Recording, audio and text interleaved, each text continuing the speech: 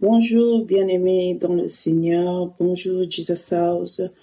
Nous venons nous tenir devant notre roi ce matin, en ce dimanche du 13 septembre 2020. Nous voulons juste nous approcher du trône de grâce avec une attitude d'action de grâce, avec une attitude de louange, avec une attitude de reconnaissance. Nous voulons louer le Seigneur pour ce qu'il est et pour tout ce qu'il n'a cessé d'accomplir dans nos vies. Voilà pourquoi nous allons rapidement lire le psaume 113 qui est en train de nous dire: Serviteurs de l'Éternel, louez le nom de l'Éternel. Que le nom de l'Éternel soit béni, dès maintenant et à jamais. Que son nom soit béni, du lever du soleil jusqu'à son couchant. Que le nom de l'Éternel soit célébré. L'Éternel est élevé au-dessus de toutes les nations. Sa gloire est au-dessus des cieux. Qui est semblable à l'Éternel notre Dieu? Il a sa demeure en haut. Il abaisse les regards sur les cieux et sur la terre. Dès la poussière, il retire le pauvre. Du fumier, il élève l'indigent. Pour les faire asseoir avec les grands de son peuple. Il donne une maison à celle qui était stérile. Il en fait une mère joyeuse au milieu de ses enfants. Louez l'Éternel. Nous voulons louer l'Éternel parce qu'il accomplit des merveilles dans nos vies, parce qu'il nous relève du fumier, nous qui étions indigents. De la poussière, il nous a retirés pour une raison principale, de nous faire asseoir avec les grands. Il est merveilleux, ce Dieu-là. Ce Dieu qui ne tient pas compte de notre identité, il ne tient pas compte d'où nous venons, mais il nous élève pour nous faire asseoir avec les grands. Il est digne d'être célébré. Voilà pourquoi nous voulons que tu te vues jusqu'à la fin de ce culte, que seul le nom de Christ, le nom de Jésus soit couronné. Nous allons vite incliner nos têtes dans la prière et recommander ce culte entre les mains du Seigneur. De tout notre cœur, Seigneur, nous te disons merci pour ces instants merveilleux, Père, que tu nous donnes de nous approcher du trône de grâce. C'est un privilège pour nous d'être acceptés dans ta présence, ô Dieu. Merci pour tout ce que tu en réserves pour nos vies, pour tout ce que tu as prévu pour mon frère et ma sœur en ce jour. Nous te sommes reconnaissants et nous te recommandons ces instants. Seigneur, sois l'alpha et l'oméga de ce culte. Fais-nous du bien dans ta présence, ô Éternel, car je sais une chose, personne n'est venu vers toi et n'est resté le même. Christ, toi qui changes et qui transforme, laisse que tu puisses changer quelqu'un ce matin, laisse que tu puisses transformer une vie ce matin.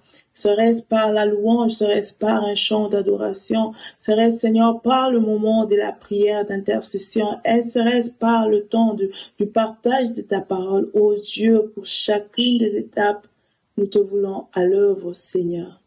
Règne et domine, touche nos vies, change nos vies, et prépare-nous à la rencontre de ton nom, car tu reviens bientôt. C'est au nom de Jésus que nous avons prié avec action de grâce. Amen. Alléluia. Gloire au Seigneur Jésus-Christ. C'est notre moment de louange et d'adoration. Nous allons lire la Bible dans le livre des Jean, chapitre 4, verset 23. La Bible nous dit: Mais l'heure vient, et elle est déjà venue, où les vrais adorateurs adoreront le Père en esprit et en vérité. Car ce sont là les adorateurs que les pères demandent. Amen. Nous allons nous lever, nous allons chanter, louer et célébrer notre Dieu.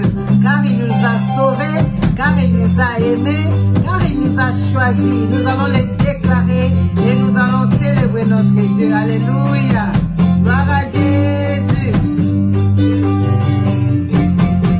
Éternel, tu m'as aimé. Éternel, tu m'as aimé. Oh Jésus, oh tu m'as aimé. Oh Jésus, oh tu m'as aimé. Moi j'ai l'assurance et ni la vie, et l'assurance et ni la mort ne pourra me séparer de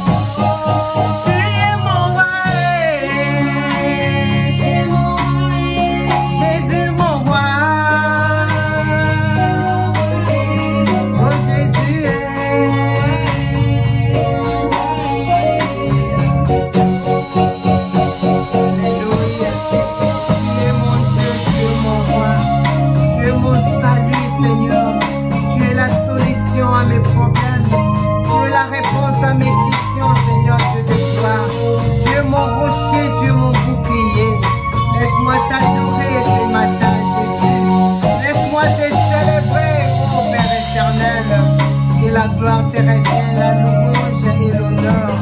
En toi seul en est digne, Jésus. Alléluia. Oui, Père éternel, reçois l'adoration. Reçois l'honneur, la puissance et la gloire. Oh, le premier, le dernier, le commencement et la fin. L'alpha, l'oméga, c'est toi, Jésus. Oh, tu es notre raison de vivre, Seigneur. C'est pourquoi nous sommes là pour t'adorer. Toi seul est digne de gloire, Jésus. Alléluia. Oh, t'adorer, c'est notre désir. T'adorer, c'est notre désir, Seigneur, ce matin. C'est louer, c'est notre désir, Jésus. Alléluia.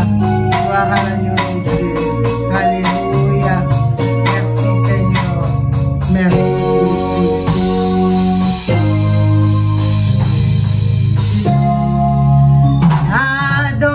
Adorer, rien que pour t'adorer que je suis là. T'adorer, rien que pour t'adorer que je suis là. Jésus,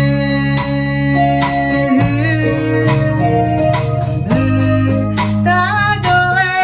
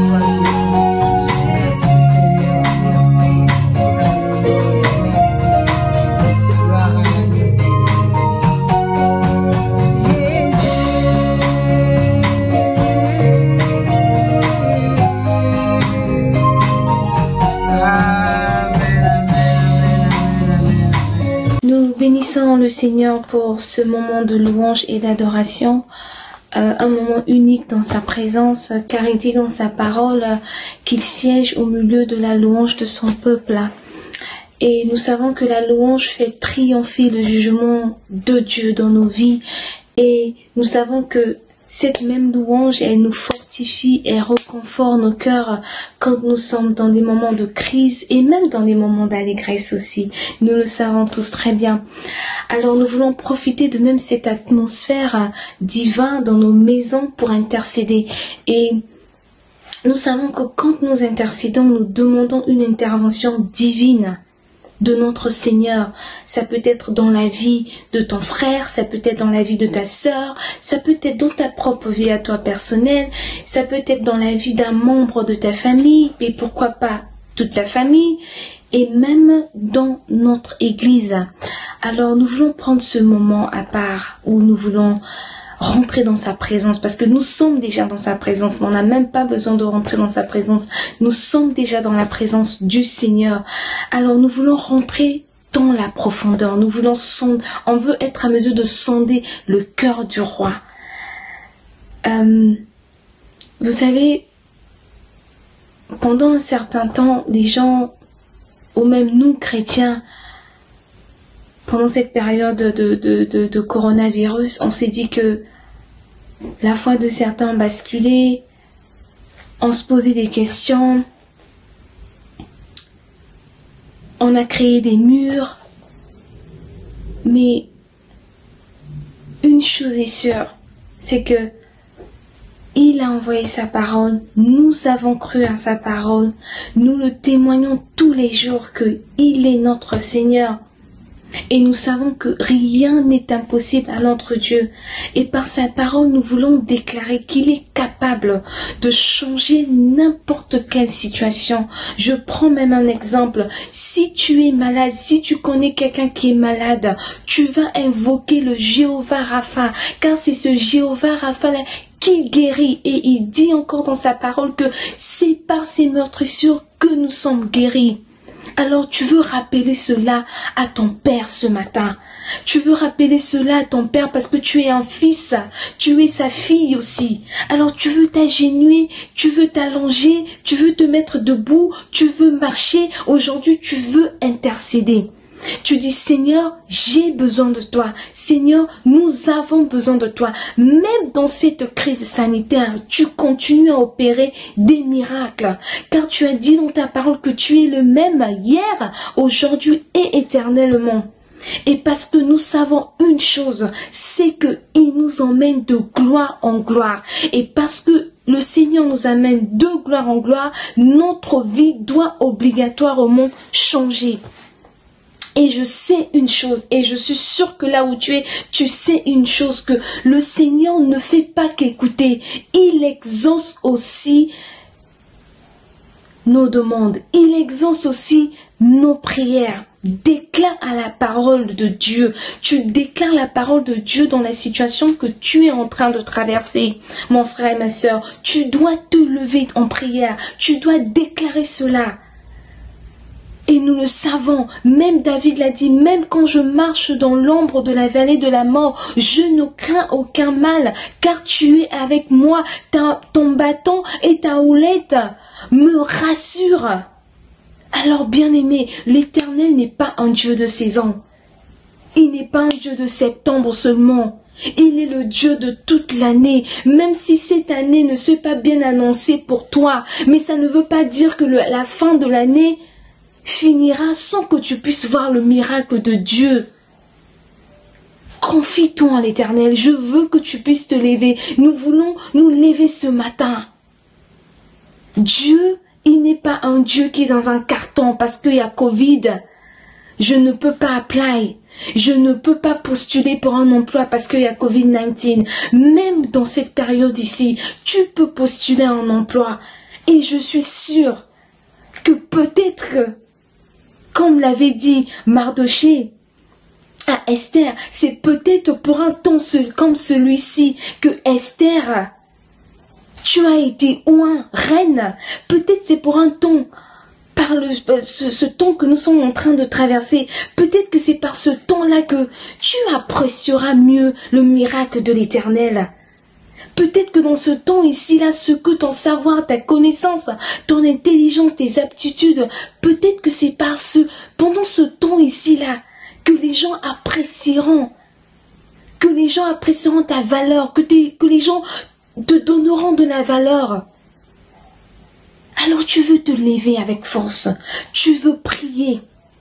Tu veux prier ce soir, je suis venu nous encourager, même à moi-même aussi, bien-aimé. Je suis en train de m'édifier aussi pendant que je suis en train de vous parler. Tu veux te lever. Tu veux prier. Seigneur, je veux que cette situation puisse changer. Diront que les gens apprécieront ta valeur, que les gens te donneront de la valeur. Alors tu veux te lever avec force. Tu veux prier. Tu veux prier ce soir. Je suis venu nous encourager, même à moi-même aussi, bien-aimé. Je suis en train de m'édifier aussi pendant que je suis en train de vous parler. Tu veux te lever. Tu veux prier. Seigneur, je veux que cette situation puisse changer. Je veux que tu puisses changer ma situation. Je veux que tu changes les choses. Je veux que tu bouges. Je veux que mon enfant puisse changer. Je veux que mon mari puisse changer. Je veux que ma femme puisse changer. Tu veux te lever. Tu veux te lever comme un vaillant héros, comme un vaillant guerrier. Il a dit dans sa parole, invoque-moi au jour de la détresse et je te répondrai. Où est ce Dieu? Bien-aimé, où est ce Dieu? Ce Dieu est là. Ce Dieu n'a pas changé. Alors, comme notre premier sujet de prière, c'est ce que nous allons faire. Nous voulons prier pour nous-mêmes. Je ne sais pas comment est-ce que l'Esprit de Dieu va te conduire. S'il faut que tu puisses prier pour un frère, pour une sœur, pour une église, pour toi-même aussi. Je ne sais pas comment est-ce que le Saint-Esprit va te guider là où tu es, mais tu veux intercéder ce matin. Intercède comme un enfant qui pleure sa mère. Intercède, montre à quel point tu es désespéré. Montre au Seigneur à quel point tu es désespéré. Ne viens pas pleurer. Non, ce matin, tu ne veux pas pleurer. Ce matin, tu veux rappeler la parole du Seigneur. Tu veux lui rappeler sa parole dans ta vie. C'est ce que tu veux faire ce matin. Ne viens pas en pleurs. Le Seigneur, il voit déjà tes pleurs. Non. Viens déclarer la parole de Dieu dans ta vie. Que même les murs de ta maison puissent écouter ce que tu es en train de déclarer, bien-aimé. Je ne connais pas ton problème. Toi seul, tu connais ton problème. Alors lève-toi. Lève-toi, lève-toi, lève-toi et combat. Combat pour ton avenir. Et rappelle-toi que tu es au combat avec le roi de rois, le vaillant guerrier, le lion de la tribu de Juda. C'est lui qui précède ce combat que tu es en train d'emmener. De mener plutôt. Alors tu veux t'accrocher à lui. Tu dis, Seigneur, ce matin, je ne viens pas devant une personne. Bien que cette intercession, c'est en ligne. Mais je viens à toi, Seigneur. Débloque cette situation. Tes miracles ne se ressemblent pas. C'est ce que tu veux dire à ton Seigneur. Tes miracles ne se ressemblent pas. Alors c'est ce que nous voulons faire ce matin. Seigneur, nous voulons prier. Seigneur, nous croyons fermement, Seigneur, que ce temps de louange et d'adoration, c'était pas un temps en vain, Seigneur. Et maintenant que tu nous as donné l'occasion d'approcher ton trône, Seigneur, sans sacrifice de sang éternel, tu nous permets de nous approcher de ton trône, Seigneur. Alors nous voulons saisir sur cette grâce, Seigneur. Je viens présenter mon frère, je viens présenter ma sœur, Seigneur. Je ne sais pas ce qu'ils sont en train de traverser en ce net moment, Papa. Mais Seigneur, tu es notre Dieu. Tu es le Jéhovah Sabaoth, celui qui délivre, Éternel, mon Dieu, mon roi, papa. Souviens-toi, Seigneur. Souviens-toi de mon frère. Souviens-toi de ma sœur. Là où ils sont, Éternel, mon Dieu, mon roi. Que tu puisses intervenir, papa, dans peu importe quelle circonstance, Éternel, mon Dieu, Seigneur. Tu es capable, Éternel. Tu es capable. Toi qui rends les choses impossibles devenir possibles, papa. Toi qui donnes vie aux ossements desséchés, Éternel, mon Dieu, mon roi. C'est toi que nous sommes en train d'invoquer ce matin. C'est toi que nous sommes en train d'appeler ce matin, Seigneur. Ressuscite nos vies, Seigneur. Ressuscite, Seigneur Jésus-Christ. Nous te supplions, Éternel, mon Dieu, mon roi, que tu puisses débloquer la situation de mon frère, que tu puisses débloquer la situation de ma sœur, papa. Nous voulons voir ta main, Seigneur. Nous voulons voir ta main, Seigneur. Nous l'avons déjà vue, oui, Seigneur, mais nous voulons encore la voir, Seigneur. Change la vie, papa.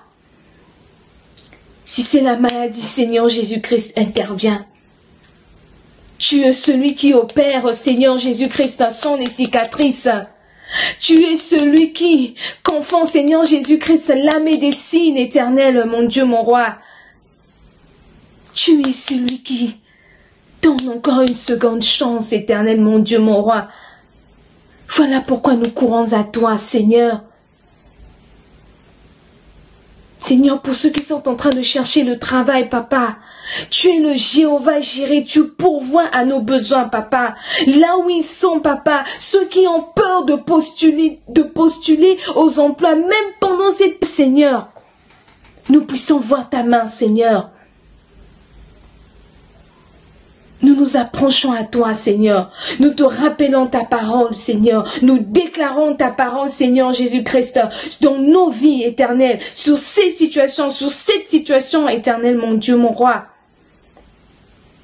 Pour celles qui veulent concevoir, éternel, tu as dit qu'il n'y aura pas de stérile, Seigneur Jésus-Christ.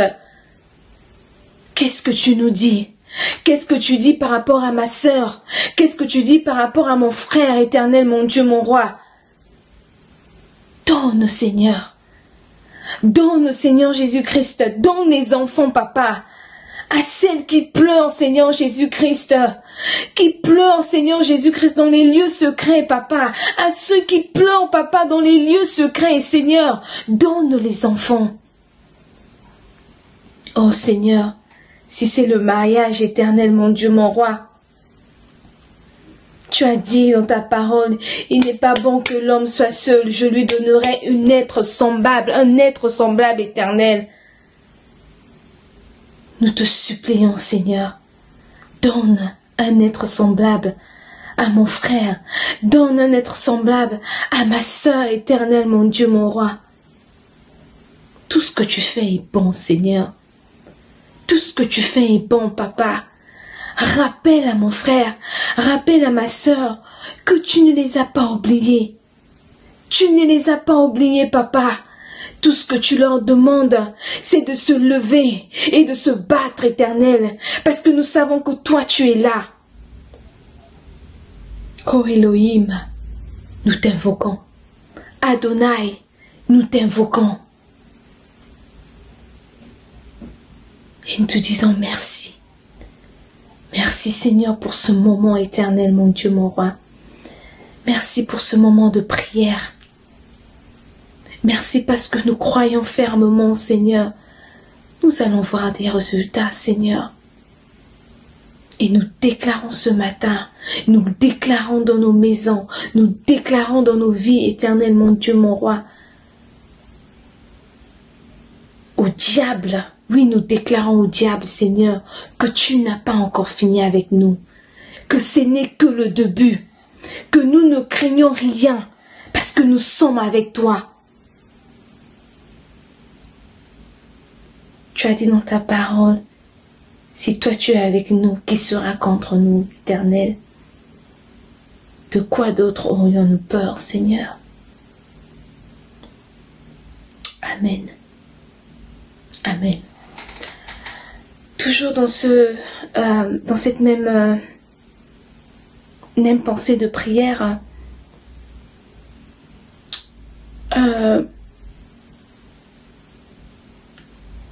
nous nous sommes habitués, en tant qu'enfants de Dieu, nous nous sommes habitués à la vie de statu quo. Ce que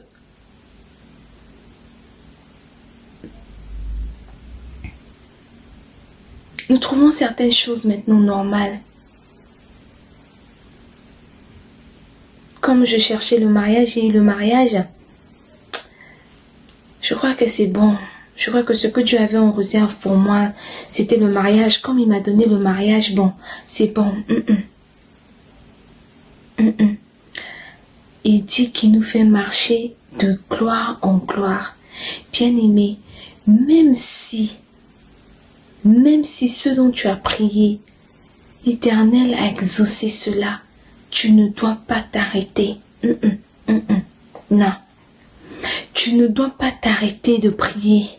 Tu ne dois pas rendre légère cette prière. Non. Tu dis, Seigneur, merci pour cet exaucement ici, mais je veux voir plus. Parce que ce que tu en réserves pour moi, c'est pas que ça. Car tu as dit dans ta parole que tes projets pour moi sont des projets de bonheur et non de malheur. Alors Seigneur, pour moi ce bonheur ici que je vis, ce n'est pas suffisant. Je veux voir ton bonheur à toi, le bonheur de l'Éternel. Je veux voir ton bonheur à toi, ce que tu as réservé pour ma vie à moi. C'est ce que je veux voir. Car sa parole dit que la bénédiction de l'Éternel n'est suivie d'aucun chagrin. Alors ne te contente pas seulement de ce que tu as aujourd'hui. Et voilà notre deuxième sujet de prière. Tu veux dire au Seigneur merci. Seigneur, je suis reconnaissante. Je suis reconnaissant pour ce que tu as fait. Mais je ne m'arrête pas là. Je veux avancer avec toi. Je veux voir. Je veux connaître.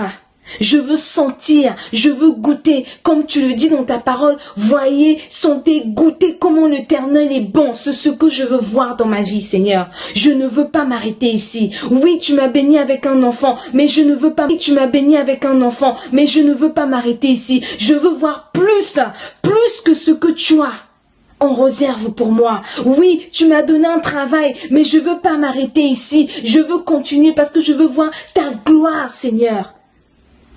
Parce que tout ce que tu fais est extra. C'est pas ordinaire. Mais ce que tu fais, Éternel, est extra. Et il y a un plus. Alors c'est ce que tu veux faire ce matin. Tu veux dire, Seigneur, je suis reconnaissante, oui. Mais tu as dit que nous irons de gloire en gloire. C'est ce que je veux voir. C'est ce que tu veux voir. Mon frère et ma sœur, voilà notre deuxième sujet de prière. C'est ce que tu veux faire là où tu es. Invoque l'Éternel. Dis Seigneur, merci. Merci pour ce que tu m'as donné. Mais Seigneur, maintenant je veux prier pour ceux dont tu en réserves pour moi, que je ne connais pas. Je ne prie pas pour ce que je souhaite. Non. On doit bien se comprendre. Tu ne pries pas pour ce que tu souhaites, mais tu pries au Seigneur. Tu dis au Seigneur, Seigneur, je prie par rapport à ce que toi tu as en réserve pour moi. C'est comme ça que tu veux diriger ta prière. Parce que je sais que tout ce que tu as en réserve pour moi est bon, Éternel. Je prie par rapport à ça. Je veux voir cette manifestation-là. Je veux voir la réalisation de cela. Je veux goûter. Je veux manger. Je veux sentir. Es-tu un enfant de Dieu ou pas? Es-tu un cohéritier du Christ ou pas? Alors qu'est-ce que tu attends? Qu'est-ce que tu attends? Pourquoi se contenter de peu quand on peut avoir mieux? Et celui qui est en haut, il donne plus que ça. Pourquoi? Quelle est ton identité en Christ? Quelle est ton identité en Christ? Réveille-toi. Si tu ne te réveilles pas, personne d'autre ne le fera pour toi. Personne. Tu dois te réveiller. Tu dois avoir cette colère sainte. Tu dis, Seigneur, je veux te voir. Toutes ces personnes qui t'ont invoqué dans la Bible, ils ont vu ta main. C'était des humains. Et c'est ce que je veux voir. C'est ce que je veux voir. Je veux avoir une expérience personnelle avec toi. Oui, j'ai entendu que tu agis dans la vie de X. Tu agis dans la vie de Y. Oui, ça m'a encouragé, ça m'a fortifié.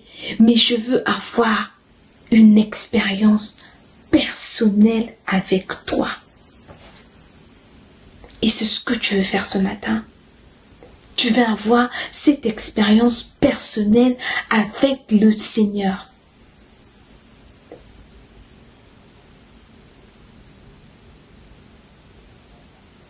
Alors,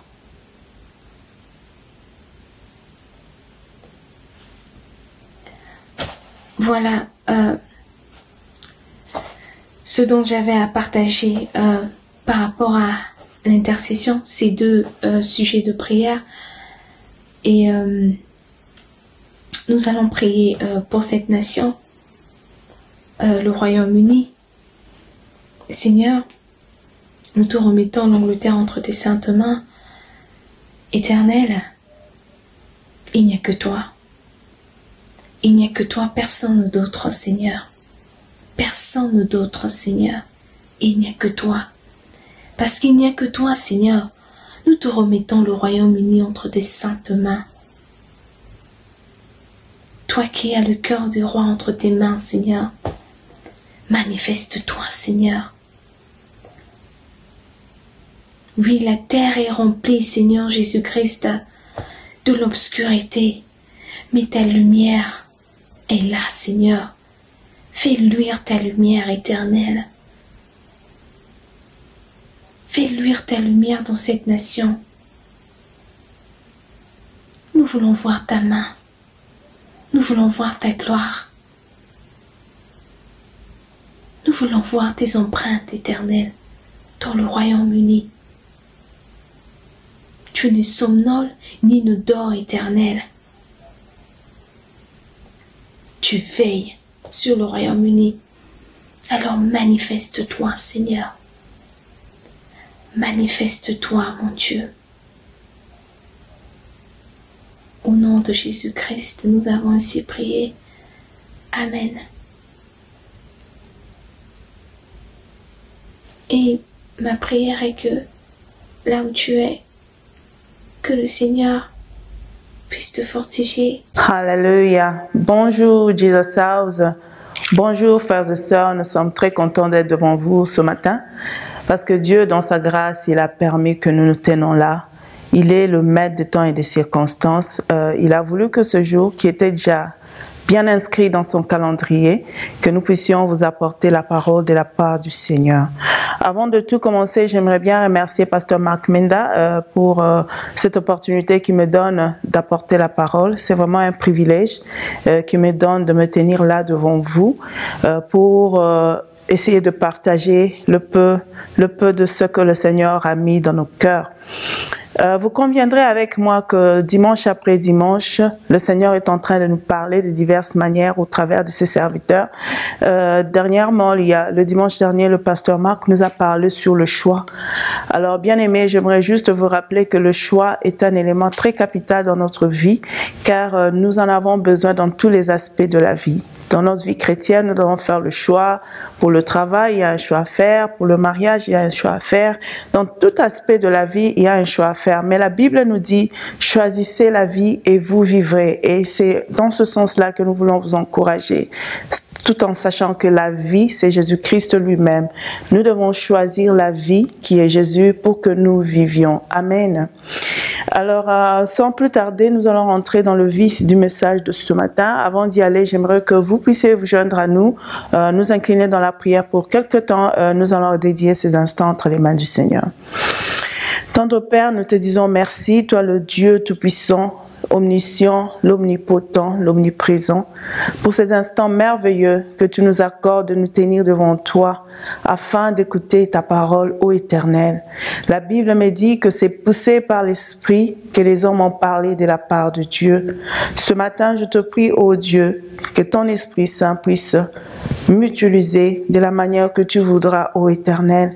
Ouvre mes lèvres, Seigneur, afin que je sois à mesure de transmettre ta pensée fidèlement selon que tu as mis dans mon cœur, afin que nous qui sommes ton peuple, nous soyons instruits, que nous soyons éduqués pour être utiles à toute bonne œuvre.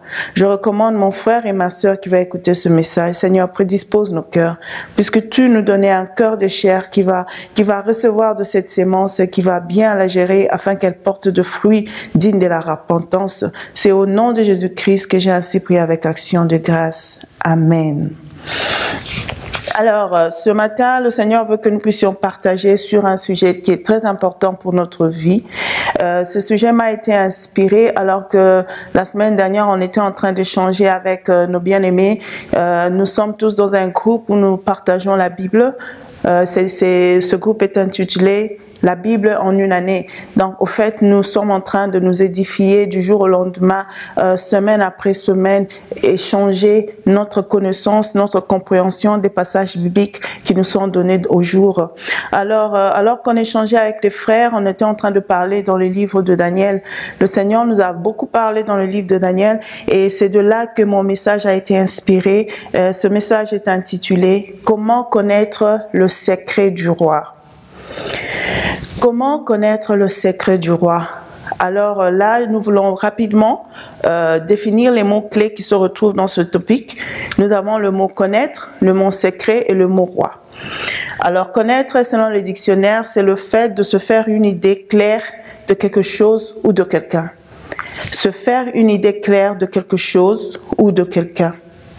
Et le secret, par contre, c'est quelque chose qui n'est pas connu ou qui n'est pas supposé être connu de quelqu'un ou d'un groupe de personnes. Alors là, quand on parle du secret, on voit qu'il y a deux groupes de gens. Il y a un groupe ou bien une personne qui a l'idée claire de la chose et une autre personne qui n'en a pas.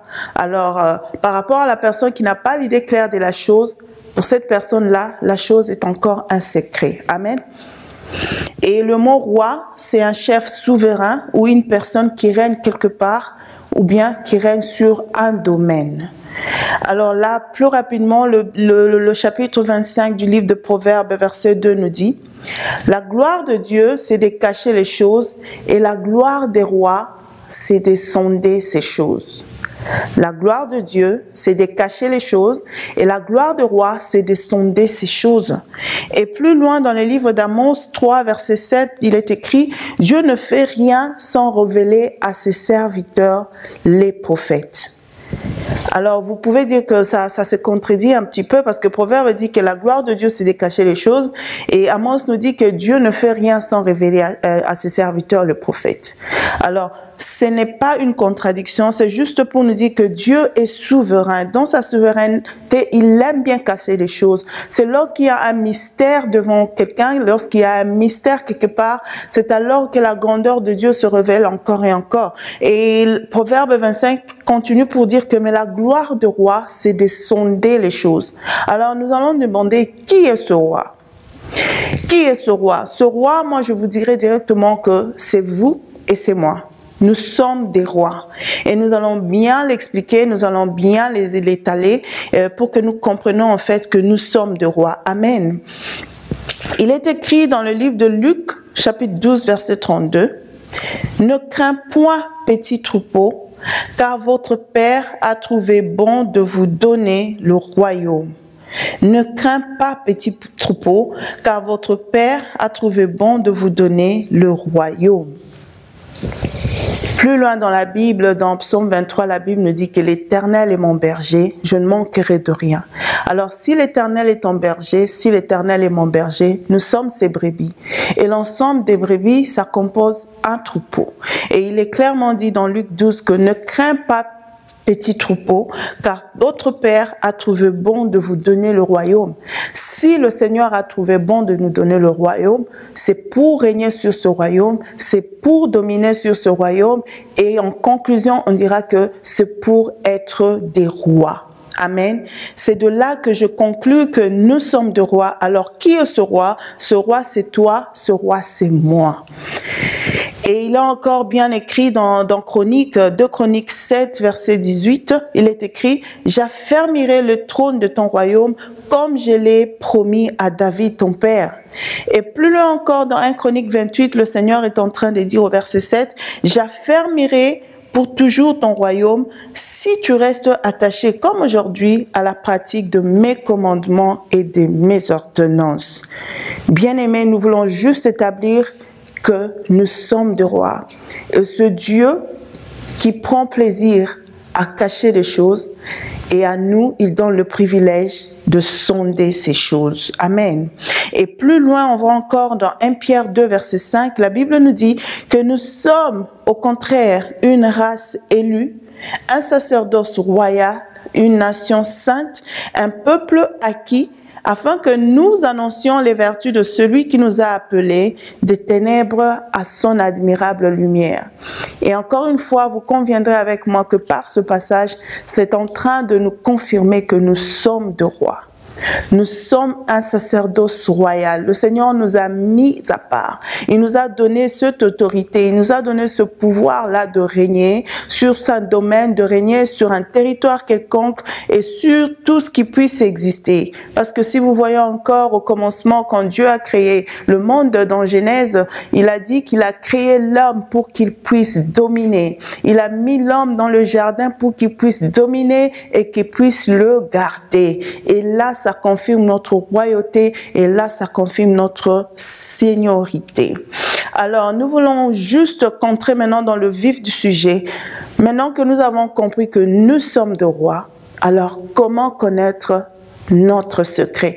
Comment connaître le secret de ta vie? Frères et sœurs, comment connaître le secret, le mystère caché de ta vie? J'aimerais vraiment que vous soyez attentifs alors que nous partageons ce message, que nous puissions le prendre personnellement, que nous puissions le prendre individuellement, que ça nous interpelle et que ça nous aide à vraiment régner et à vraiment dominer en ayant une idée claire de notre vie. Amen. Alors, nous allons lire dans Daniel chapitre 1. À partir du verset 1, la Bible me dit « La 3e année du règne de Joachim, roi de Juda, Nebuchadnezzar, roi de Babylone, marcha contre Jérusalem et l'assiégea. Le Seigneur livra entre ses mains Joachim, roi de Juda, et une partie des ustensiles de la maison de Dieu. Nebuchadnezzar emporta ces ustensiles de la maison de Dieu, il les mit dans la maison du trésor de son Dieu.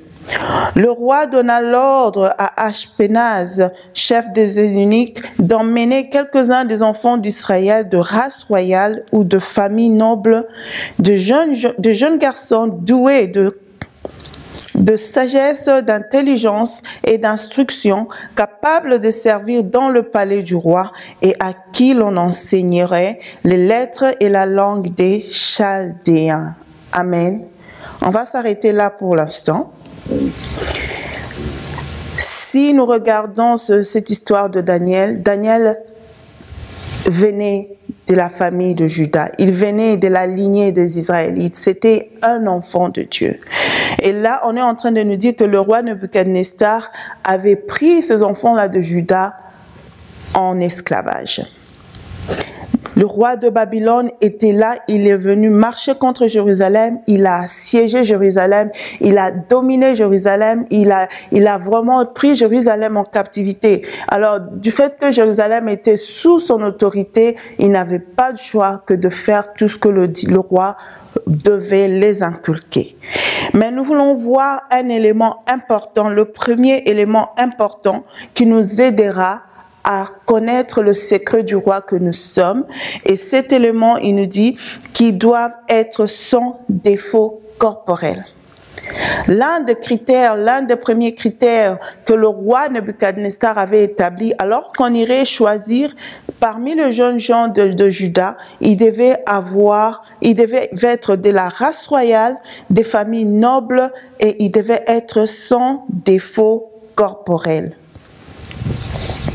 Alors là, j'aimerais juste vous signifier que nous ne parlons pas de la beauté physique, nous ne parlons pas de l'apparence humaine, nous parlons de cette beauté-là intérieure, de la beauté intérieure, de la beauté intérieure. Nous devons être sans défaut corporel. Et la Bible nous dit que ce corps est le temple du Saint-Esprit. Ce corps est le temple du Saint-Esprit, ce qui signifie qu'il doit être sans défaut.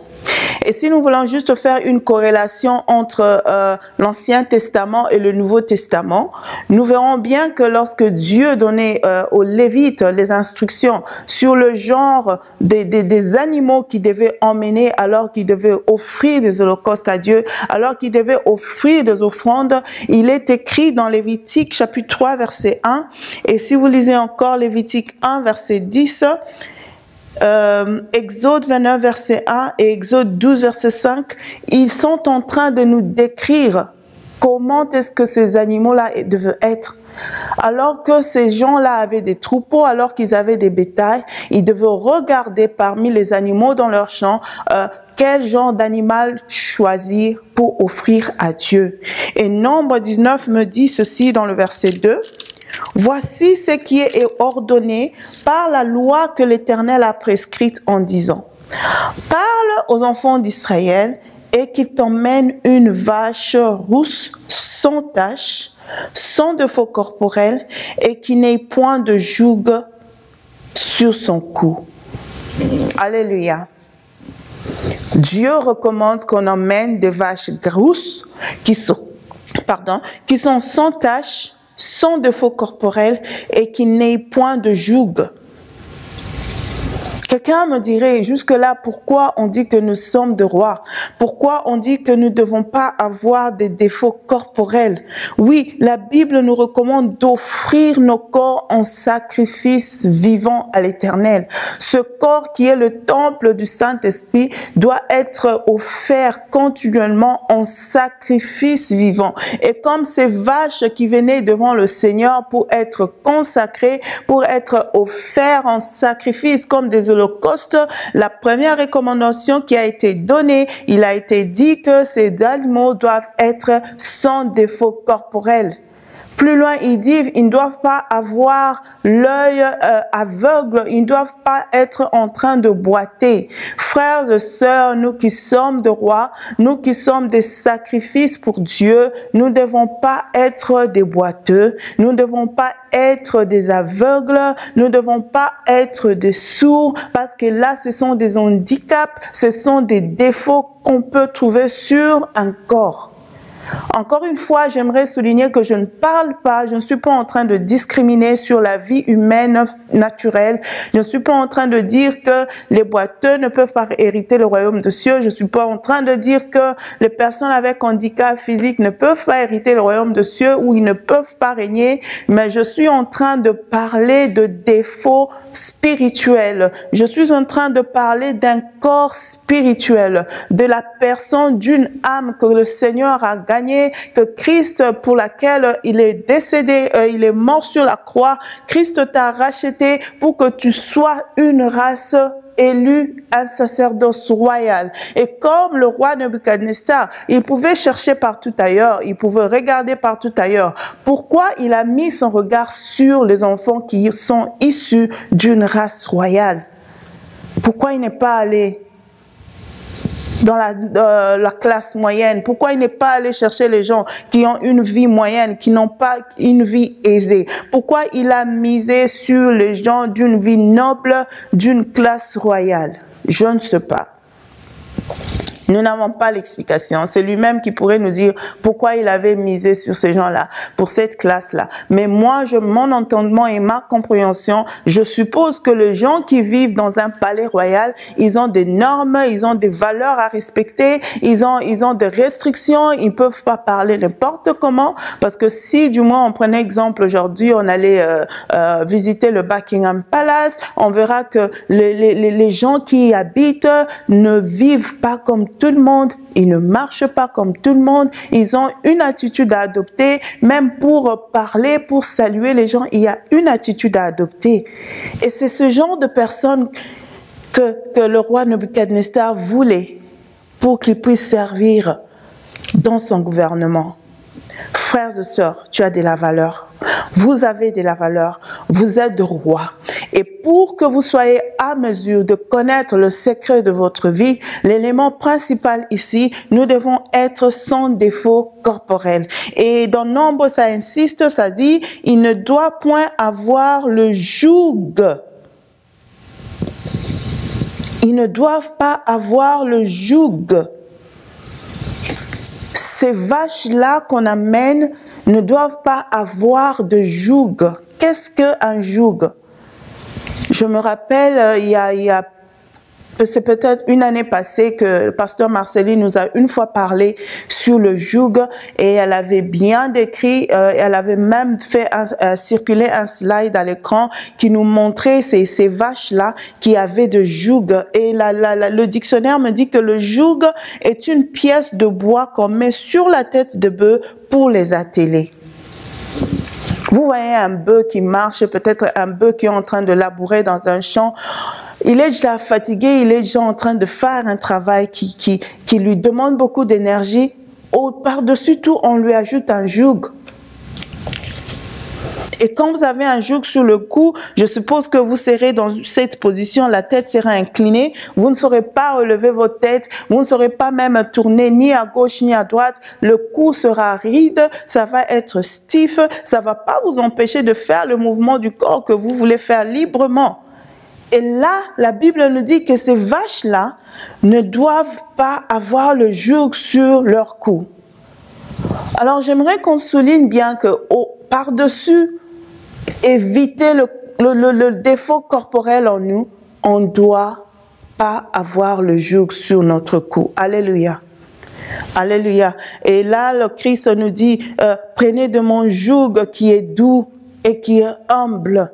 Nous devons prendre le joug de Christ qui est doux, qui est humble. Et là, c'est écrit dans Matthieu 11, verset 29. Il dit, prenez mon joug sur vous et recevez mes instructions, car je suis doux et humble. Sur ton cou, mon frère, toi qui es roi, pour que tu sois à mesure de connaître le secret de ta vie, tu ne dois pas avoir le joug. Tu ne dois pas être sur le poids de ce monde. Tu ne dois pas ramener sur toi le fardeau qui vont te retenir captif, qui vont t'empêcher de faire le mouvement dont tu as besoin dans le champ de Dieu, qui vont t'empêcher de faire de labourer convenablement dans le champ de Dieu. Alors que nous sommes en train de servir, alors que nous sommes en train de régner dans le royaume des cieux, nous devons rejeter toutes sortes de jougs. Et là, Galates 5 nous dit, c'est pour la liberté que Christ nous a affranchis. Demeurez donc fermes et ne vous laissez pas mettre de nouveau sous le joug de la servitude. Amen. Être sans défaut corporel et ne pas avoir le joug. C'est ça le premier élément qui nous permettra d'être à mesure de connaître les mystères de notre vie, nous qui sommes de rois. Toujours dans Daniel 1, verset 4 plutôt, il a dit « Doué de sagesse, d'intelligence et d'instruction, capable de servir dans le palais du roi. » Ça, c'est le deuxième élément. Les jeunes gens qui sont venus de la famille de Juda, ils devaient être doués de sagesse, de connaissance et d'intelligence. Alléluia. Et là, si nous avons le temps à la maison, nous pouvons lire Exode 31, verset 3. Exode 31, 35, 31 à 33. Et Exode 36, verset 1, il est écrit « Les hommes habiles en qui l'Éternel a mis de la sagesse, l'intelligence pour savoir faire, exécutèrent les ouvrages destinés au service du sanctuaire selon tout ce que l'Éternel avait prescrit. Alléluia.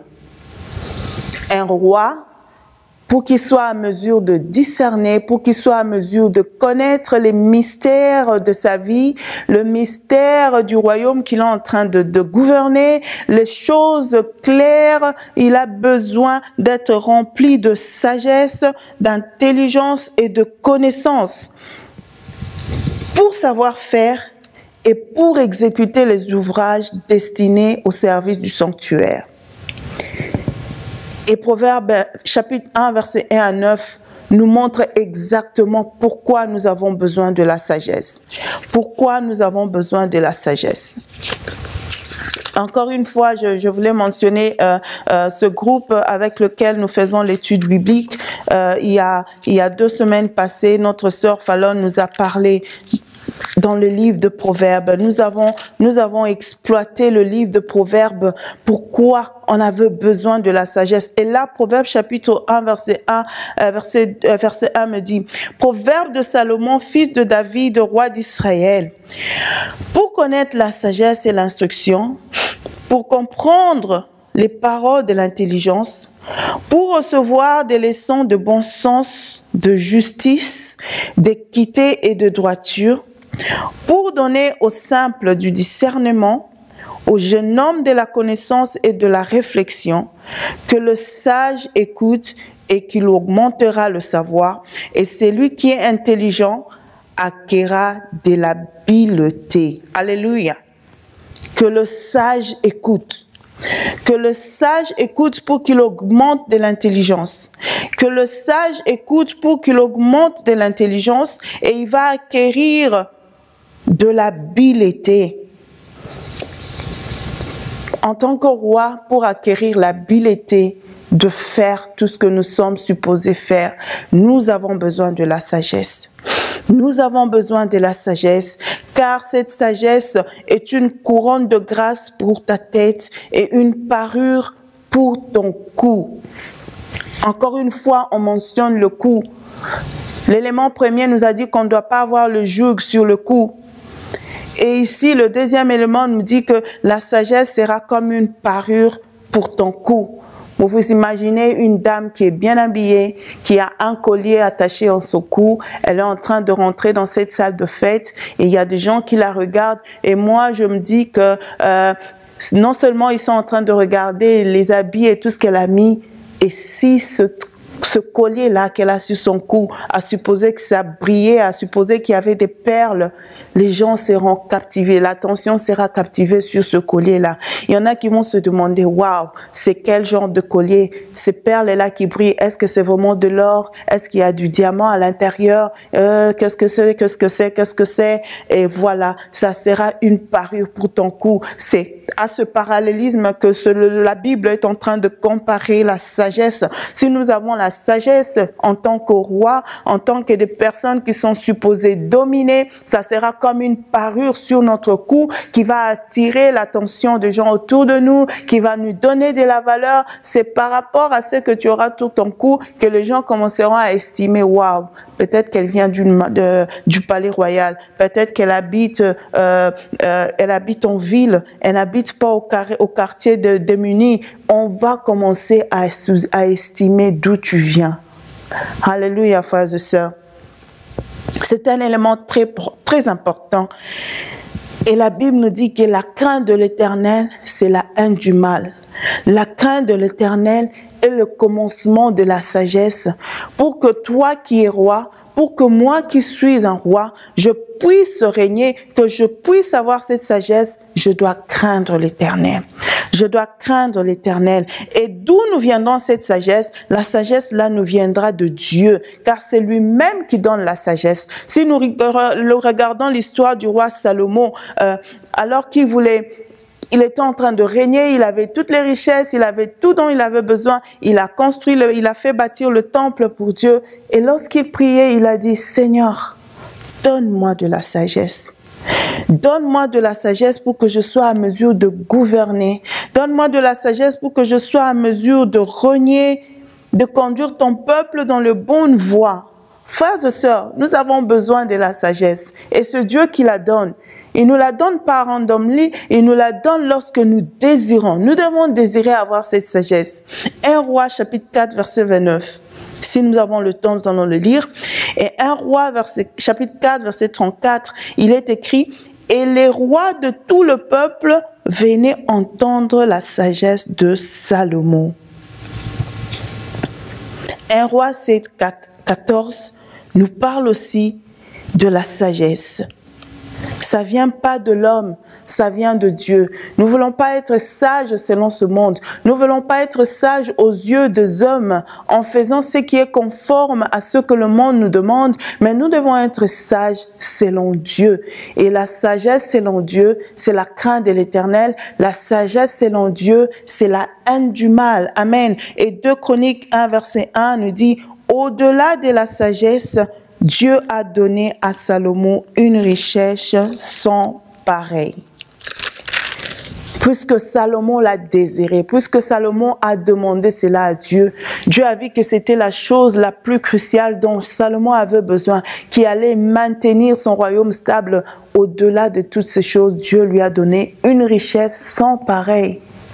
Une richesse sans pareil. Alors, pour que nous soyons en mesure de comprendre les choses, les mystères de nos vies, avoir une idée claire de ce qui se passe autour de nous, premièrement, nous devons être sans défaut corporel et sans le joug sur le cou. Et deuxièmement, nous devons être remplis de sagesse, d'intelligence et de connaissance. Amen.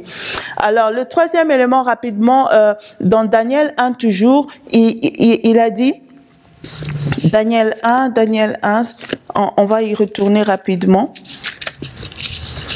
Excusez-moi, je veux retrouver le livre de Daniel. Je suis là presque. Voilà, toujours au verset 4, verset 5, il dit « Le roi leur assigna pour chaque jour une portion des mets de sa table et du vin dont ils buvaient, voulant les élever pendant 3 années, au bout desquelles ils seraient au service du roi. Parmi eux, il y avait, d'entre les enfants de Juda, Daniel, Anania, Michel et Azaria. Le chef des eunuques leur donna des noms, à Daniel celui de Belchassar, à Anania celui de Shadrach, et à Michel celui de Meshach, et à Azaria celui d'Abednego. Amen.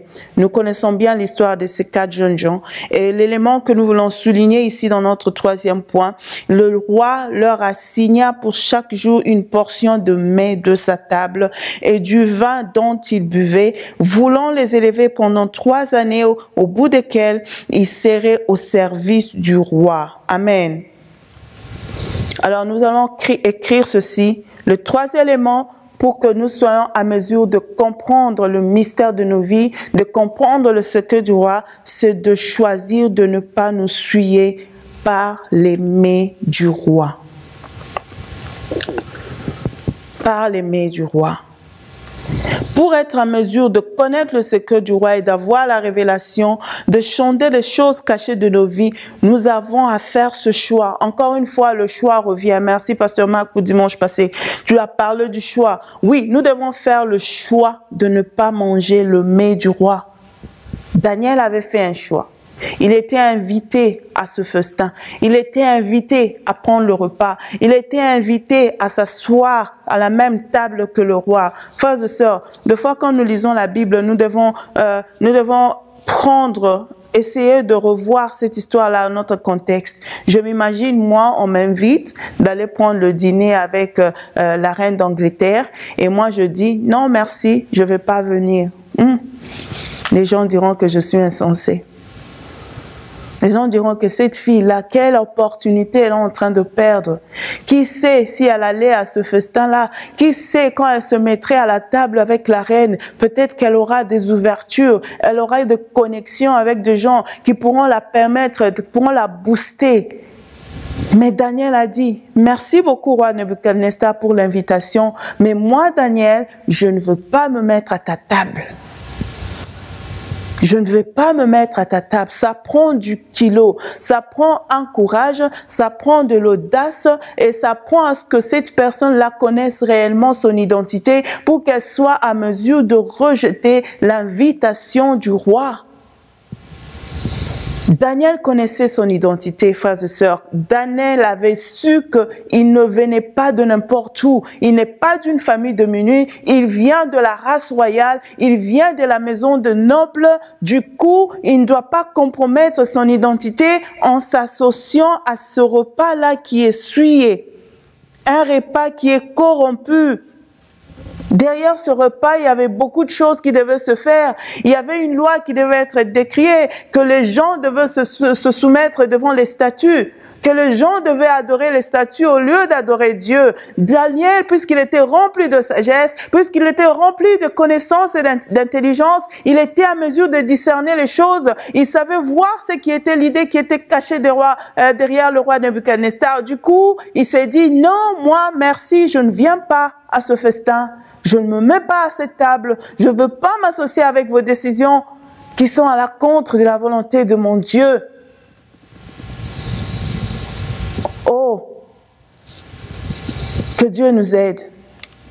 Que Dieu nous aide vraiment à être des gens comme Daniel, qui choisissent de ne pas compromettre, qui s'agissent de ne pas trahir leur identité, qui choisissent de ne pas se souiller pour avoir des avantages qui sont éphémères, des avantages qui sont temporaires, des avantages qui vont même nous fermer les portes du ciel.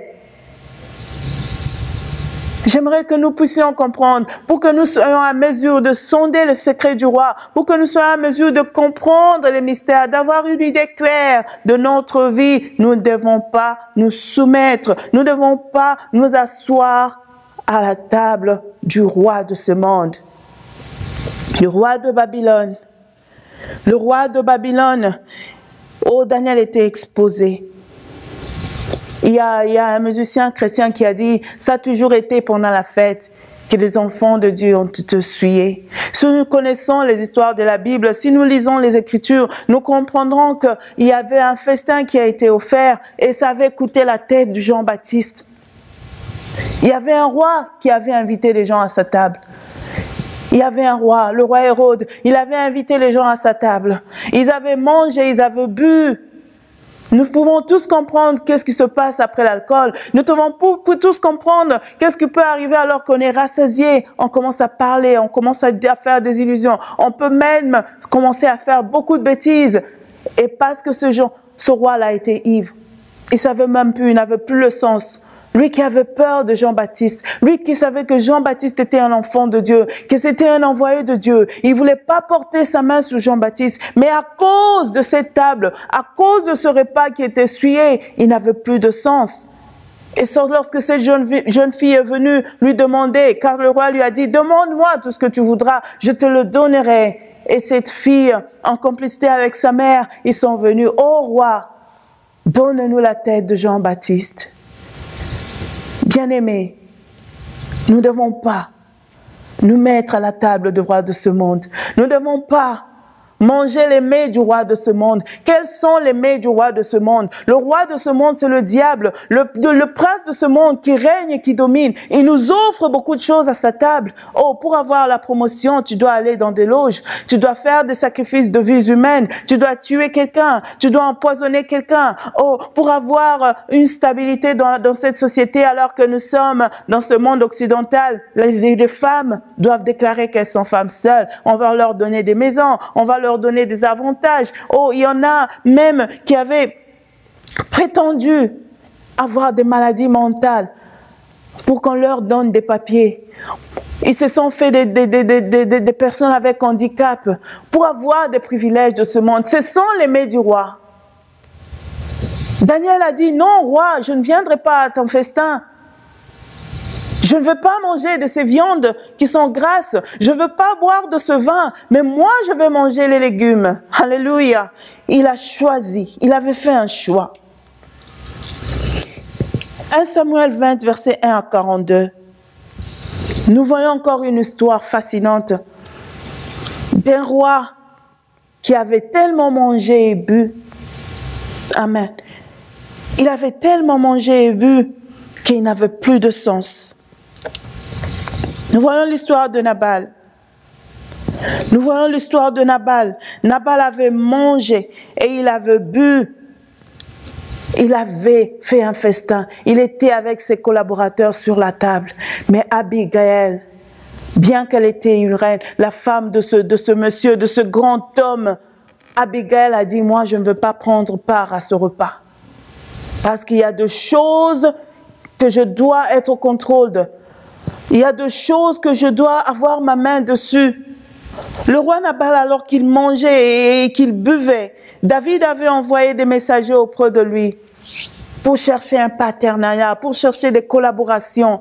Nabal était ivre. Et comme le dit son nom, la Bible me dit, c'est un homme qui n'a pas de sens, qui n'a pas de bon sens. Il n'avait pas discerné le temps, il n'avait pas discerné qui était devant lui. Et il était ivre, il a renvoyé ses messagers.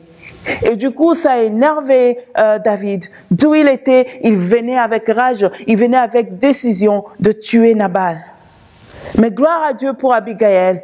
Alors qu'elle n'avait pas pris part à ce festin, alors qu'elle n'était pas ivre, elle avait gardé le bon sens, elle avait le sens des discernements, elle était remplie de sagesse, elle a vite couru devant le roi David pour demander pardon, pour s'incliner en faveur de son mari et sauver la vie de son mari. Si vous lisez cette histoire, à la fin, vous comprendrez que la sagesse d'Abigail l'a aidée à devenir plus tard la femme du roi David.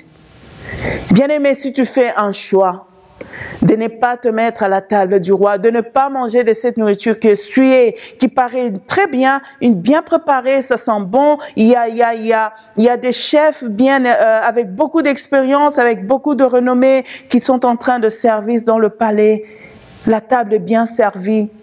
Il y a tous les menus possibles que tu peux choisir. Ça paraît bon, ça sent bon, ça goûte bon, c'est délicieux, tu peux savourer. Mais il y a la mort derrière. Il y a la mort derrière. Il y a la mort derrière. Derrière le repas du roi Nebuchadnezzar, il y avait la mort pour les Israélites. Derrière le repas avec Nabal, il y avait sa mort lui-même. Nabal, il est décédé. Et derrière le repas que le roi Hérode avait donné, il y avait la mort de Jean-Baptiste. Bien-aimés, faisons un choix. Et Romains 12 nous dit, ne vous conformez pas au siècle présent, mais soyez transformés par le renouvellement de l'intelligence. Ça nous aidera à ne pas nous mettre sur la table du roi de ce monde et à ne pas manger de leur mets, de leur nourriture qui paraît bonne, mais qui a la mort derrière. Amen.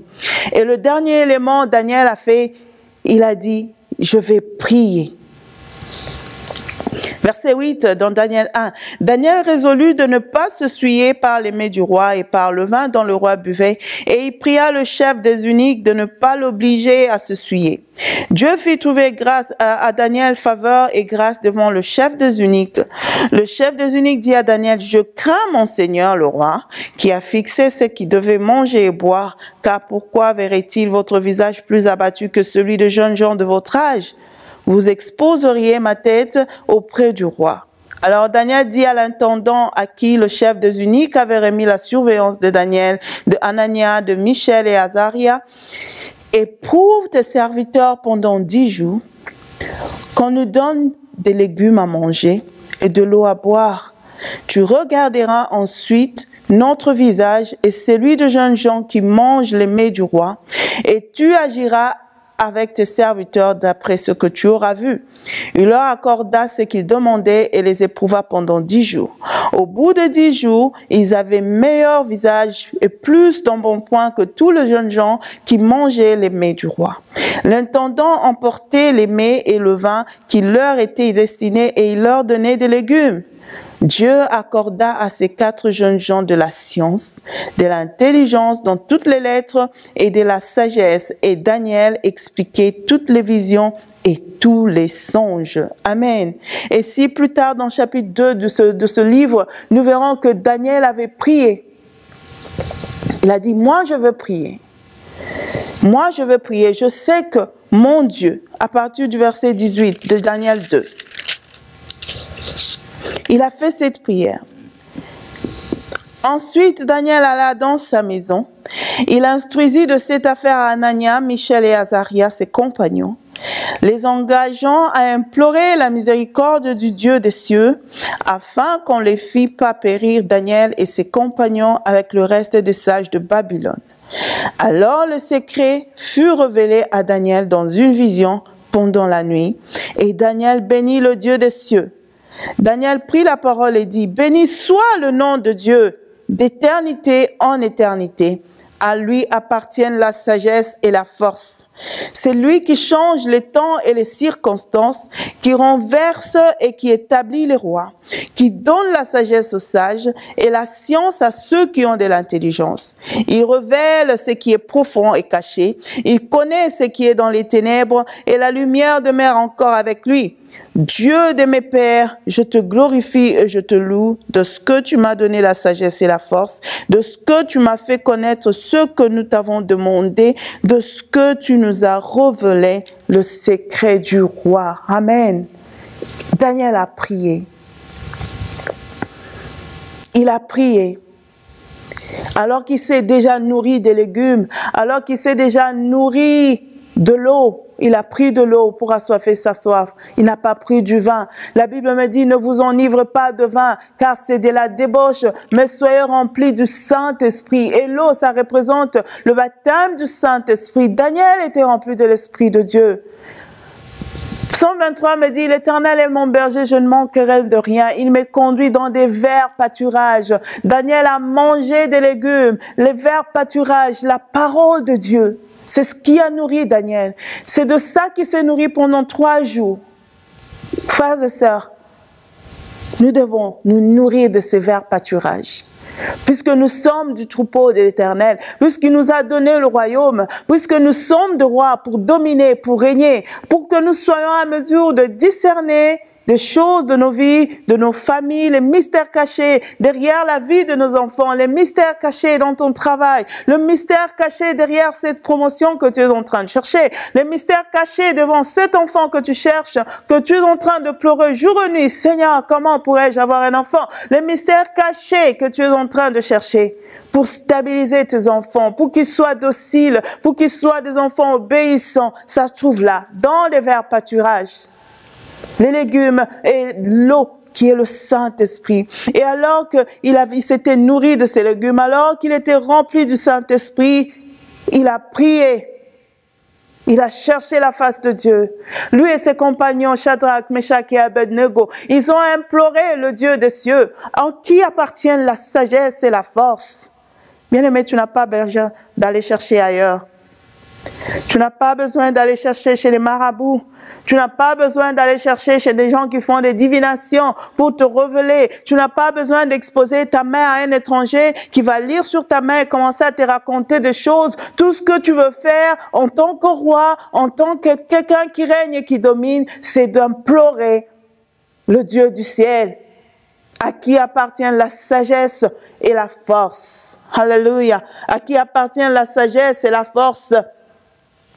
Lui, le maître de temps et de circonstances, il connaît le temps que tu es en train de traverser. Il connaît ce moment que la nation est en train de traverser, que le monde entier est en train de traverser. Alors que nous voulons avoir la même mise sur ce virus qui est en train de tuer l'humanité, alors que les gens cherchent à connaître qu'est-ce que nous devons faire, quel traitement nous devons donner pour protéger, pour sauvegarder les vies. Oh, nous devons chercher la face du Créateur des cieux et de la terre, en qui appartient la sagesse et la force, le Dieu des cieux, lui qui révèle des choses cachées. La Bible nous dit qu'il est omniscient et omnipotent, et rien n'est caché devant sa face. Il se voit même ce qui se passe dans la nuit profonde, il se voit même ce qui est caché dans les eaux profondes. Le Dieu qui a vu Jonas alors qu'il était caché dans le ventre du poisson, le Dieu devant qui rien n'est caché, parce qu'il a tout créé.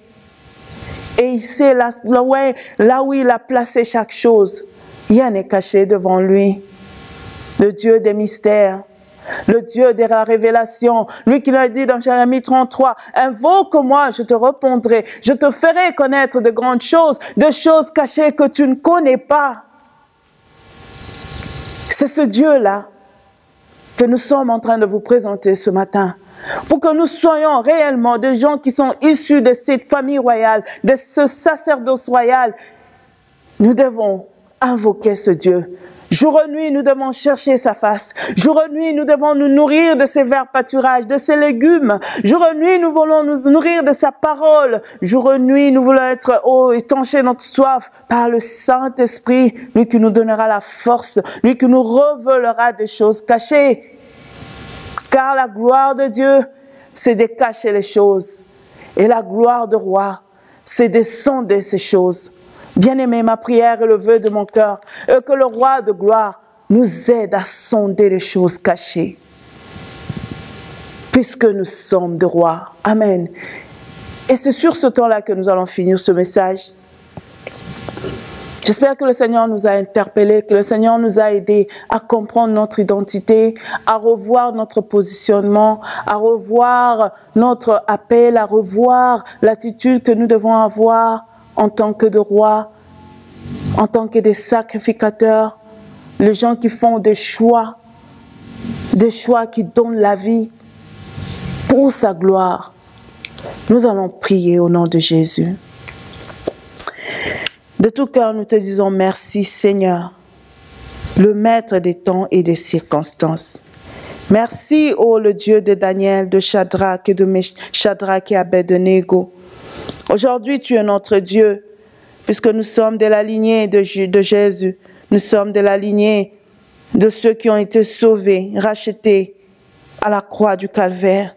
Ce matin, tu nous recommandes de ne pas avoir de défauts corporels, de ne pas garder le joug sur notre cou. Seigneur, ce matin, tu nous interpelles à rechercher la sagesse et l'intelligence, la connaissance pour avoir le savoir-faire, afin d'accomplir tous les ouvrages auxquels tu nous as appelés. Seigneur, ce matin, tu nous interpelles à nous nourrir de verts pâturages, à être remplis de ton esprit, à savoir passer du temps à chercher ta face, car tu te révèles à ceux qui te cherchent et à ceux qui te cherchent de tout leur cœur. Révèle-toi, mon frère Seigneur, révèle-toi, ma sœur, révèle-toi à moi, ô Dieu. Sonde nos cœurs, éprouve nos pensées. Donne-nous une idée claire sur notre destinée. Donne-nous une idée claire sur notre appel. Donne-nous une idée claire sur nos maisons, sur nos familles, sur notre vie quotidienne et sur même notre avenir, alors que nous nous préparons à ta rencontre. Que toute gloire te revienne, toi le Dieu d'éternité, parce que tu règnes à jamais. Dans le nom glorieux de Jésus, j'ai prié avec action de grâce. Amen. Amen. Que Dieu vous bénisse. Nous disons gloire à Dieu pour sa parole. Nous voulons cependant apporter nos offrandes à l'Éternel. La Bible nous dit dans le livre de Proverbes, le chapitre 11, le verset 25, « L'âme généreuse sera comblée, celui qui arrose sera lui-même arrosé. » Nous prions que cela puisse être le cas dans nos vies au nom de Jésus-Christ. Je vous demande d'incliner vos têtes dans la prière afin que nous puissions prier pour nos offrandes. Prions. Seigneur, nous te disons merci. Je te dis merci pour la vie de mon frère, pour la vie de ma sœur éternelle. Maintenant, nous sommes devant ton trône, Seigneur, où nous apportons nos actions de grâce éternelle. Nous voulons être reconnaissants pour ce que tu es en train de faire dans nos vies, Seigneur Jésus-Christ, dans différents aspects de nos vies éternelles, mon Dieu, mon roi. Nous sommes en train de voir ta main éternelle. Voilà pourquoi, une fois de plus ensemble, nous venons, Seigneur Jésus-Christ, te dire merci. Éternel, souviens-toi de ceux qui n'ont pas pu apporter, Seigneur Jésus, ce matin. Nous prions que tu puisses te souvenir de là où ils sont, que tu puisses créer des opportunités éternelles, car tu es un Dieu fidèle, tu es un Dieu bon, tu es un Dieu juste, éternel, mon Dieu, mon roi. Et nous savons que dans les jours à venir, nos frères et nos sœurs trouveront aussi cette opportunité-là de te bénir, Seigneur. Et nous te disons aussi, Seigneur Jésus-Christ, merci. Merci pour cette opportunité que tu nous as donnée, Seigneur Jésus-Christ, de contribuer, Seigneur, dans ton évangile. Daigne bénir cette offrande éternelle, daigne bénir ces offrandes éternelles, mon Dieu, mon roi, pour qu'ils puissent permettre l'avancement de ton royaume, de ton église, de ton évangile. Au nom de Jésus-Christ, nous avons ainsi prié. Amen. Amen. une vidéo va être diffusée afin de nous proposer, de nous indiquer différentes options pour une meilleure orientation de nos dons. Tu es plus grand que ce que l'on dit. Tu es plus grand que ce que l'on dit. Tu es plus grand que ce que l'on dit. Tu es plus grand que ce que l'on dit. Tu es plus grand que ce que l'on dit. Tu es plus grand que ce que l'on dit. Tu es plus grand que ce que je vois. Tu es plus grand que ce que je vois. Tu es plus grand que ce que je vois. Tu es plus grand que ce que je vois.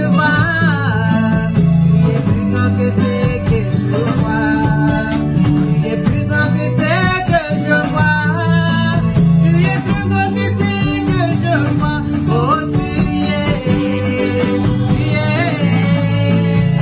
plus grand que ce que l'on dit. Tu es plus grand que ce que l'on dit.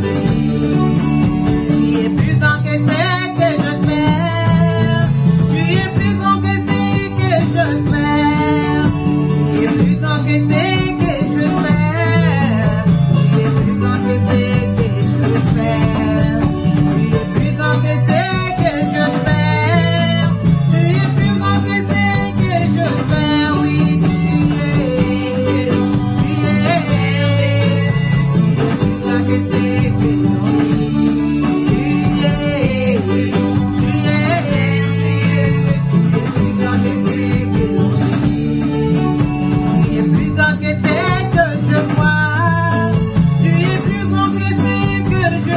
dit. Tu es plus grand que ce que je vois. Tu es plus grand que ce que je vois. Tu es plus grand que ce que je vois. Tu es plus grand que ce que je vois. Tu es plus grand que ce que l'on dit. Tu es plus grand que ce que l'on dit. Tu es plus grand que ce que j'espère. Tu es plus grand que ce que j'espère. Tu es plus grand que ce que j'espère. Tu es plus grand que ce que j'espère. Tu es plus grand que ce que j'espère. Tu es plus grand que ce que j'espère. Oui, tu es plus grand que ce que l'on dit. Tu es excellent. Tu es plus grand que ce que l'on dit. Tu es plus grand que ce que l'on dit. Tu es plus grand que ce que l'on dit. Tu es plus grand que ce que l'on dit. Tu es plus grand que ce que l'on dit. Oui, tu es excellent. Tu es plus grand que ce que l'on dit. Tu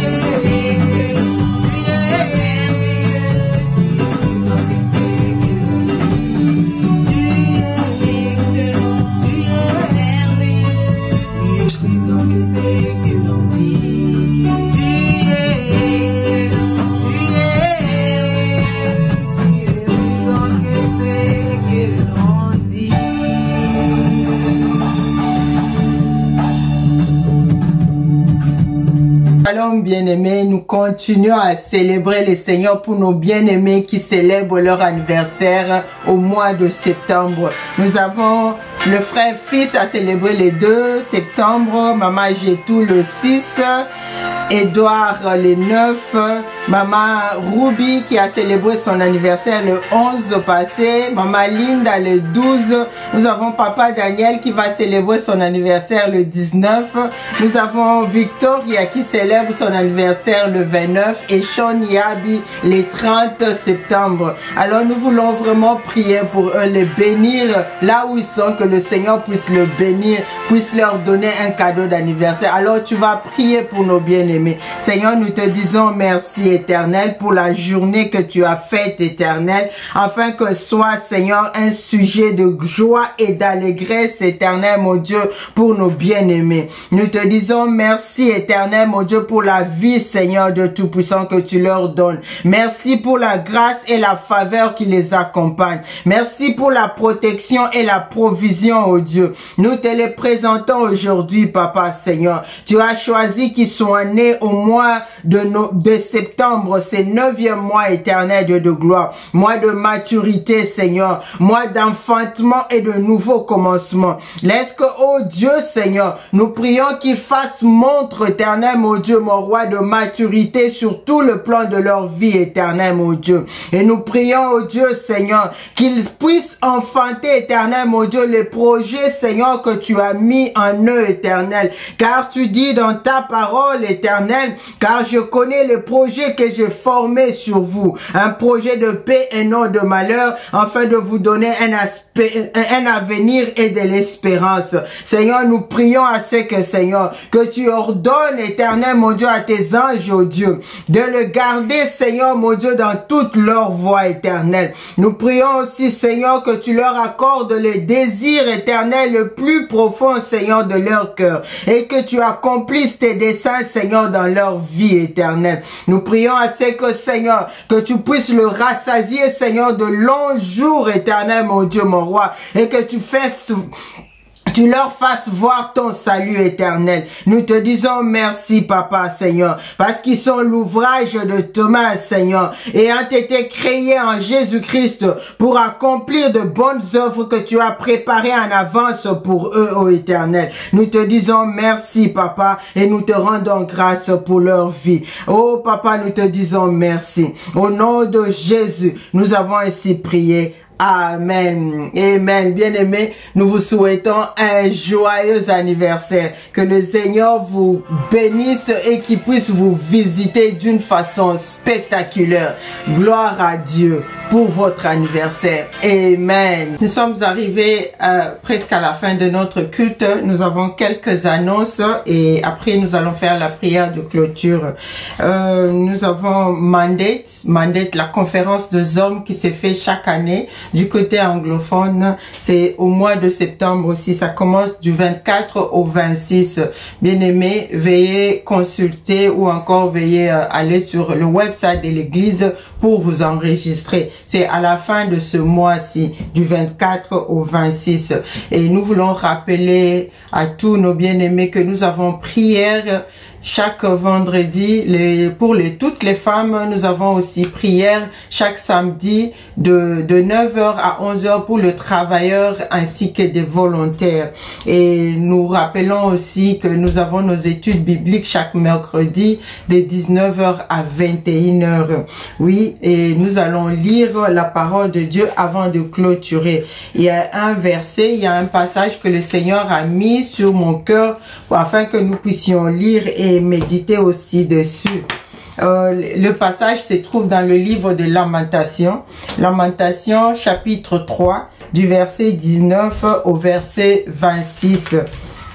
Lamentations 3 du verset 19 au verset 26. La parole de Dieu nous dit ceci.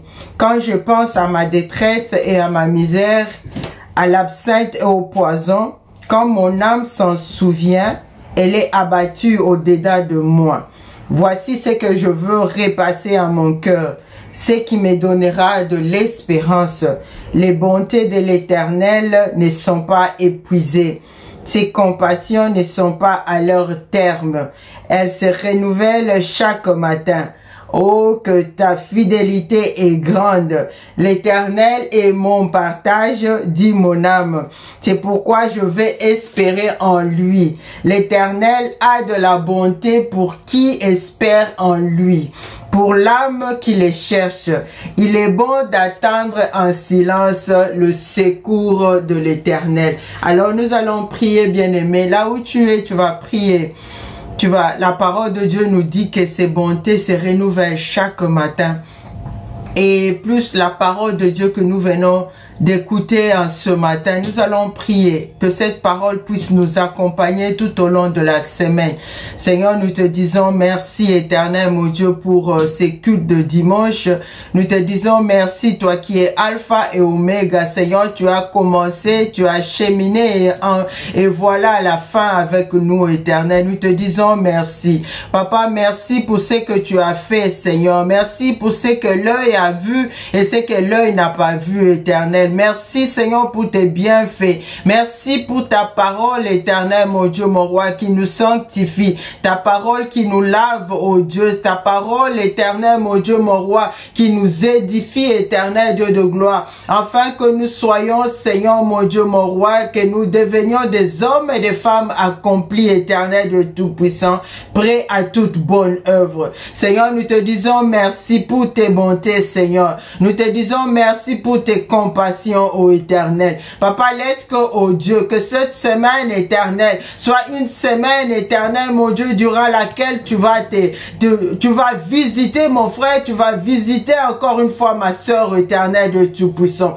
Nous prions, éternel, mon Dieu, mon roi, papa, que tu vas faire voir, éternel, mon Dieu, ton salut éternel, dans quel que soit, éternel, mon Dieu, le domaine, éternel, mon Dieu, dans lequel, Seigneur de Tout-Puissant, nous avons besoin de ton salut. Tu vas faire voir ton salut, éternel, mon Dieu, et tu vas nous accompagner, éternel, par ta grâce et ta faveur, éternel de Tout-Puissant. Nous te disons merci pour l'instrument que tu t'es choisi, éternel, du début jusqu'à la fin. L'instrument, Seigneur, par lequel tu t'es révélé à ton peuple. Papa, bénis ton serviteur, éternel, mon Dieu, mon roi. Bénis-le, Seigneur, et remplis-le de tes vertus, ô éternel Dieu Tout-Puissant. Pour la gloire de ton nom, nous te disons merci et nous te rendons grâce. Au nom de Jésus, nous avons ainsi prié. Amen. Amen, bien-aimés. Ayez une semaine bénie, que le Seigneur puisse vraiment vous visiter. Et n'oubliez pas, bien-aimés aussi, quand le Seigneur vous visite, n'oubliez pas de témoigner de ses bontés, de son amour dans votre vie. Au nom de Jésus, amen. Bye bye.